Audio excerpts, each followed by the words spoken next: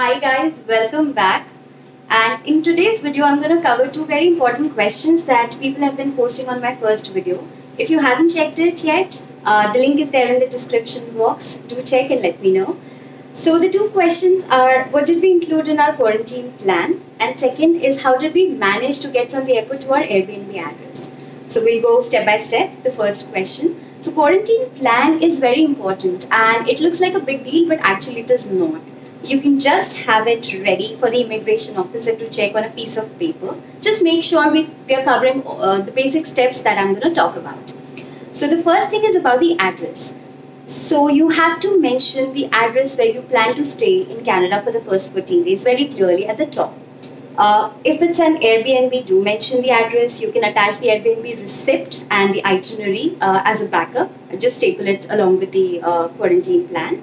If you're staying at a relative's place, mention their address and do get a mail from them confirming their address and phone number for the immigration officer's reference. Make sure just below this point you mention that the address has access to basic amenities like drinking water, detergents, utensils, some washing soaps, sanitizer, disinfectants. So make sure. Also, you need to make sure and keep in mind while you book an Airbnb that your place has to be totally secluded. It has to have a secluded washroom for your personal use, and you're not getting in contact with any person who's elderly or small children. So make sure, and you have to mention that very clearly on the under the first point. So the second point is about groceries. Now, it's very important because for the first 14 days, you're absolutely inside the house. You're not advisable to step out of the house because we have been checking on the news. There have been cases where people are stepping out there and they're fined with, hefty fine. There are hefty fines for them. I would strictly advise you guys to stay home, stay safe, and do not risk anybody else's life. So if you have any family or friends, you can ask them to help you out. They can order it online for you and you can just pick it up at your place. Make sure you have like a mail from them as well confirming that they are ready to help you with this grocery thing throughout the 14 days.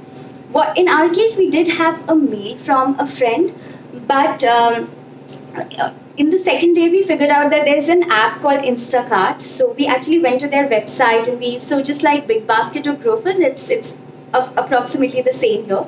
So you just have to go and register yourself, sign up and start ordering. So during the 14 days, I think we ordered some 3-4 times. It really worked for us. And the friend we did not had to take his help also for ordering groceries.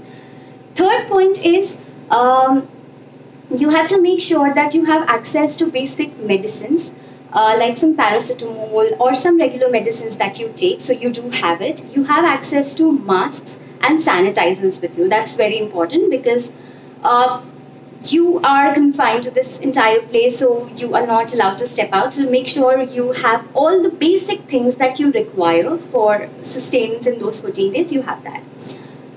Coming back to the second point, second question, which is about how did we manage. So there are apps like Uber and Lyft. So if you have smaller bags, like we were a family of 3 and we had large bags along with a stroller and a car seat, so we didn't have an option of booking an Uber or a Lyft. I booked a limo cab, which is available at the airport. So it's just a counter. You have to go and ask for a limo cab depending on the size of the luggage that you're carrying.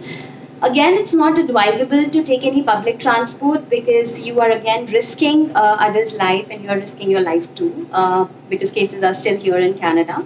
So I would suggest to book a limo cab or book an Uber or Lyft, whatever suits the luggage requirements that you're carrying as per your needs. So do that. If you have any questions regarding these two things, please send it to me. I will make sure to help you out there. And after this video, I just thought to capture some glimpse of our first few days here in Canada after we completed our quarantine. So yeah, I've just included some. Enjoy those things and do like and subscribe the channel.